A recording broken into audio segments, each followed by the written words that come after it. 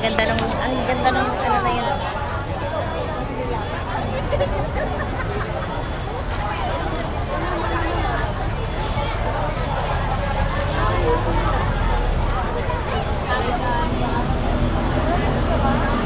Dito kayo sa Philippine Arena kami mga nakaupo dahil ang haba ng pila, mamaya pa yun papapasukin, alas 6 pa. Anong oras pa lang?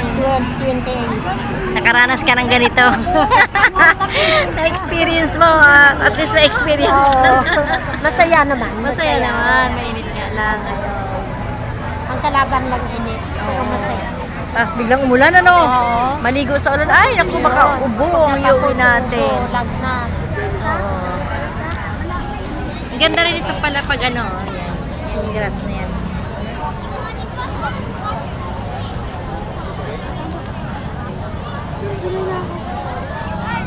Ganda rin yan sa pasok na ano.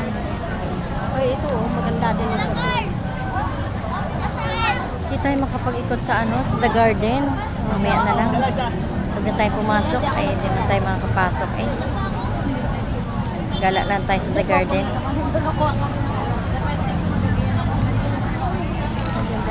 Ay, sa pulo natin. Akala ko mga niyog ito, hindi pala. Oh. Hindi. Ano yan? Anong puno yan? Palmera yan? Pero lumaki na. Palmera pala yan. Ang haba po ng pila, hindi kami makapasok pat mamaya pa pala. Eh bakit pinapila agad na? Kaya, Dapat di mo na pinapila. Ang ganda kasi sa loob yan, lamig. kaya yung iba may mga dalang ano, shoe.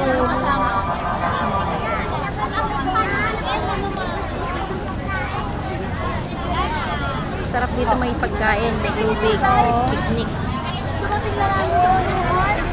Sarap dito yung ano, yung pupunta tayo ng bukod, yung mamamasya lang talaga. Ano? Oo, tino. Yun ang Sasakyan, maganda. oo. May sasakyan.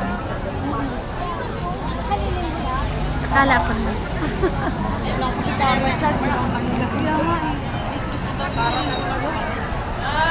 Ang init po, ang init.